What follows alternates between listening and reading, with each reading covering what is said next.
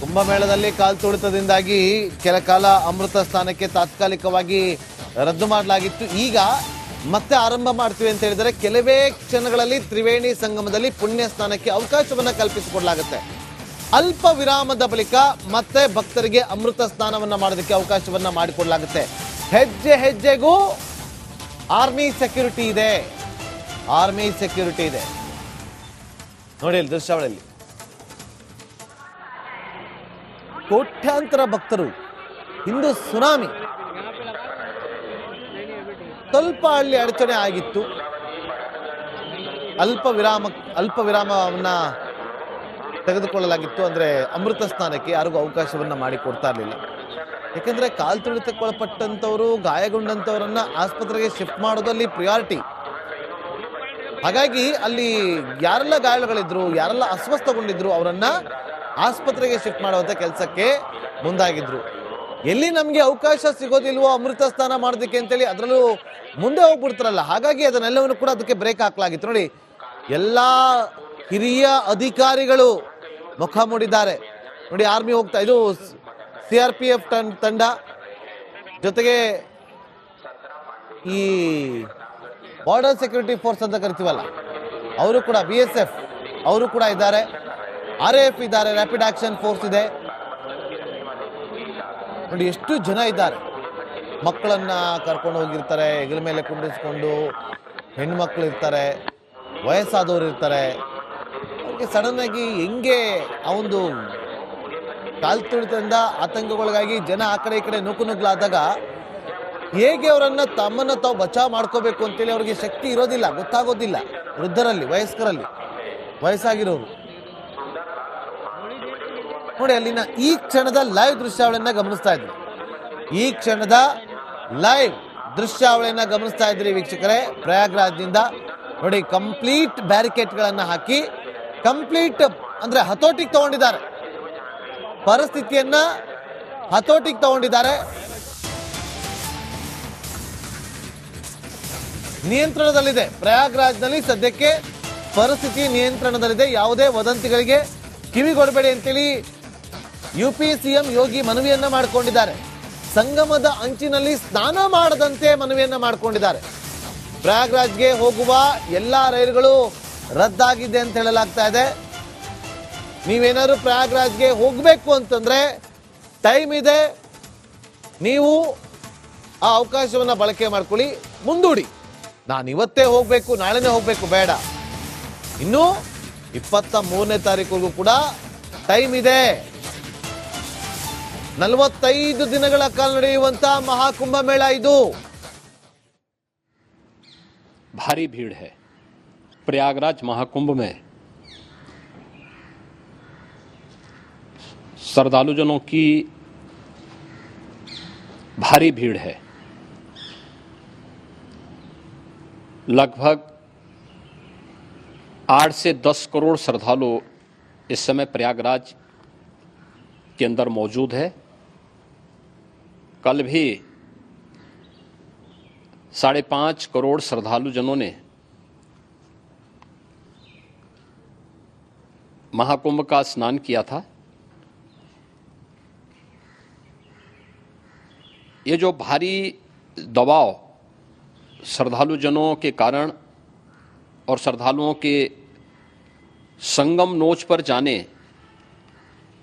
के कारण वहाँ पर एक बना हुआ है, लेकिन पूरा प्रशासन मौके पे वहाँ मौजूद है। रात्रि को 1 से 2 बजे के बीच में अखाड़ा मार्ग पर, जहाँ पे अखाड़ों के अमृत स्नान के दृश्य से बैरिकेड्स भी किए गए थे, तो बैरिकेड्स को फांद करके आने में कुछ श्रद्धालु गंभीर रूप से घायल हुए हैं। उन्हें तत्काल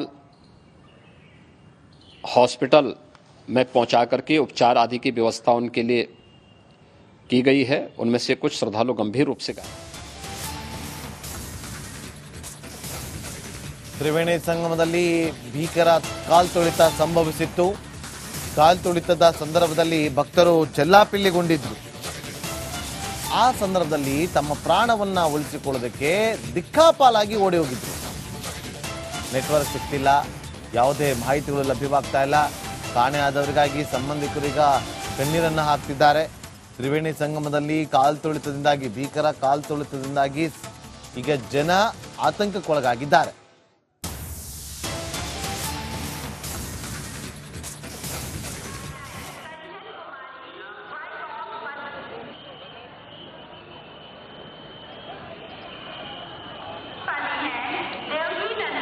ಮತ್ತಷ್ಟು ಮಾಹಿತಿಯನ್ನು ಕೊಡೋದಕ್ಕೆ ನನ್ನ ಸಹೋದರಿ ರಂಜಿತ್ ಶಿರಿಯಾರ್ ಈಗ ಪ್ರಯಾಗ್ರಾಜ್ನಿಂದಲೇ ನೇರ ಸಂಪರ್ಕದಲ್ಲಿ ಜಾಯ್ನ್ ಆಗಿದ್ದಾರೆ. ರಂಜಿತ್, ಈಗ ಅಲ್ಲಿ ಹೇಗಿದೆ ಸಿಚುಯೇಷನ್? ರಂಜಿತ್,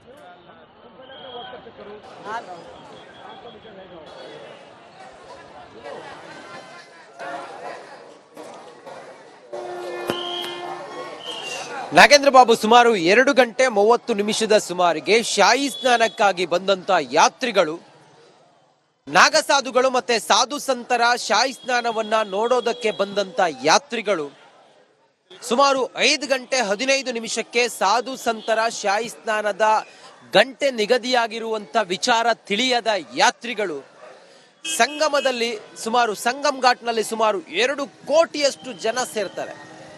2 ಕೋಟಿಯಷ್ಟು ಜನ.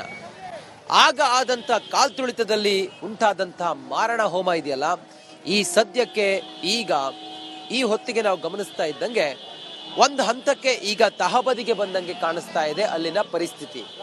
ನಿರಂತರವಾಗಿ ಅಲ್ಲಿದ್ದಂತಹ ಸೇನಾ ಸಿಬ್ಬಂದಿ ಅವರ ಜೊತೆಗೆ ಪೊಲೀಸ್ ಸಿಬ್ಬಂದಿ ಈಗ ಪರಿಸ್ಥಿತಿಯನ್ನ ತಹಬದಿಗೆ ತಂದಿದ್ದಾರೆ.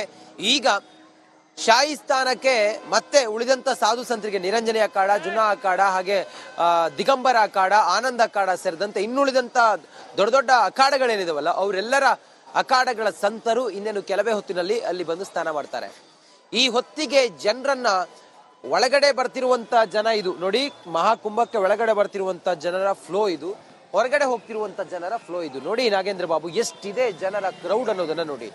ನಿರಂತರವಾಗಿ ಇವತ್ತು ಏನು ಶಾಹಿ ಸ್ನಾನ ಇತ್ತು, ನಿನ್ನೆ ರಾತ್ರಿ 7:15 ಮೌನಿ ಅಮಾವಾಸ್ಯೆ ಆರಂಭವಾಗಿ ಇವತ್ತಿನ 12 ಗಂಟೆವರೆಗೂ ಕೂಡ ಶಾಹಿ ಸ್ನಾನಕ್ಕೆ ಅವಕಾಶ ಇತ್ತು. ಹಂಗಾಗಿ ಬರುವಂತ ಸಾಗರ ಸುನಾಮಿಯಂತೆ ಬರುವಂತ ಜನರ ಕ್ರೌಡ್ ಅನ್ನ ನೀವು ಗಮನಿಸ್ತಾ ಇದ್ದೀರಾ. ಸಾವಿರಾರು ಅಲ್ಲ ಇದು, ಲಕ್ಷ ಅಲ್ಲ ಇದು, ಕೋಟಿ ಕೋಟಿ ಸಂಖ್ಯೆಯಲ್ಲಿ. ಇವತ್ತು ಒಂದು ದಿನ ಸ್ನಾನ ಮಾಡುವವರು ಅಥವಾ ಫ್ಲೋಯಿಂಗ್ ಮೂವ್ಮೆಂಟ್ ಎಷ್ಟು ಅಂತ ಕೇಳಿದ್ರೆ 8 ರಿಂದ 10 ಕೋಟಿ ಆಗಬಹುದು ಅನ್ನೋ ಲೆಕ್ಕಾಚಾರ ಇದೆ. ಇಷ್ಟು ಜನ ಸೇರುವಾಗ ಅವಘಡ ಏನಾದ್ರೂ ಆದ್ರೆ ಅದರ ಪರಿಣಾಮ ಹೇಗಿರಬಹುದು ಅನ್ನೋದನ್ನ ನೀವು ಅರ್ಥ ಮಾಡ್ಕೊಳ್ಬೇಕು. ಅದರ ಹೊರತಾಗಿಯೂ ಕೂಡ ಎಲ್ಲಾ ವ್ಯವಸ್ಥೆಗಳಾಗಿತ್ತು. 10,000 ಎಕರೆ ಜಾಗದಲ್ಲಿ ನಡೀತಾ ಇರುವಂತ ಮಹಾಕುಂಭ ಇದು ದೇಶದಲ್ಲೇ ವಿಶ್ವದಲ್ಲೇ ಅತಿ ದೊಡ್ಡ ಧಾರ್ಮಿಕ ಕಾರ್ಯಕ್ರಮ.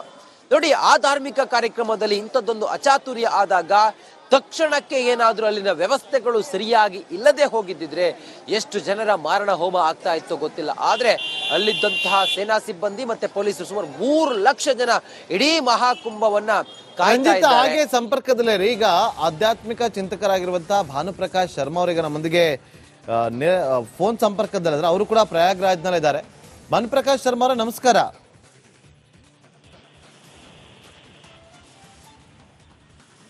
ನನ್ನ ಧ್ವನಿ ಕೇಳಿಸ್ತಾ ಇದೆಯಾ ಭಾನುಪ್ರಕಾಶ್ ಅವರೇ? ಓಕೆ, ಸಂಪರ್ಕ ಕಡಿತ ಆಗಿದೆ. ಮತ್ತೊಮ್ಮೆ ಅವರನ್ನ ಸಂಪರ್ಕಿಸ್ತೀವಿ. ಅಲ್ಲಿ ಏನಾಗ್ತದೆ ಅಂತೇಳಿ ಒಂದೊಂದು ಕಡೆಯಿಂದಲೂ ಕೂಡ ನಿಮಗೆ, ನಮ್ಮ ವೀಕ್ಷಕರಿಗೆ, ಕನ್ನಡಿಗರಿಗೆ ಮಾಹಿತಿಯನ್ನು ಕೊಡುವಂಥ ಕೆಲಸವನ್ನ ಮಾಡ್ತಾ ಇದ್ವಿ. ನನ್ನ ಸಹೋದರಿ ರಂಜಿತ್ ಶಿರಿಯಾರ್ ಮಾಹಿತಿಯನ್ನು ಕೊಡ್ತಾ ಇದ್ರು. ರಂಜಿತ್, ಏನು ಆಯಿತು ಅಂತೇಳಿ ಬೆಳಗ್ಗೆ ಆಕ್ಚುಲ್ ಆಗಿ ಅಲ್ಲಿ ಕಾಲ್ತುಳಿತಕ್ಕೆ ಪ್ರಮುಖವಾದಂಥ ಕಾರಣಗಳೇನು, ಏನಾದರೂ ಮಾಹಿತಿ ಸಿಗ್ತಾ ಇದೆಯಾ ರಂಜಿತ್?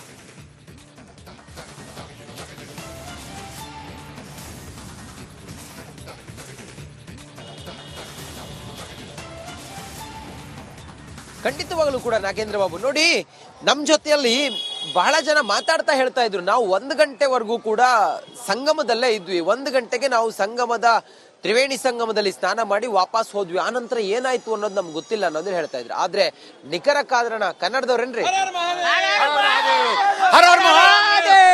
जय श्री राम। हम महाराष्ट्र से आए, महाराष्ट्र नांदेड़ और लातूर से है। हाँ, और महाकुंभ बहुत अच्छा है। जो सीधा सीधा चलने वाले हैं, जो यहाँ के गवर्नमेंट के रूल्स फॉलो करके चलने वाले हैं, तो उनके लिए बहुत बढ़िया महाकुंभ है।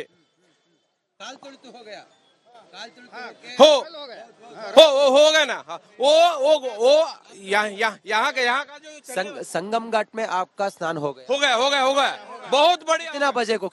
हमारा 9:30 बजे हो गया सवेरे। हाँ, कल त्रिवेणी संगम पे हुआ और आज संगम घाट पे हुआ। बहुत बढ़िया हो गया, बहुत बढ़िया व्यवस्था है। जो बोलने वाले हैं वो बोलने दो उनको, मगर हम महाराष्ट्र से है, लातूर और नांदेड़ से, तो हम इतना समाधानी और खुशहाल है। अब हम यूपी सरकार ಓಕೆ ರಂಜಿತ್, ಹಾಗೆ ಸಂಪರ್ಕದಲ್ಲಿ ಮಾತಾಡ್ತಾ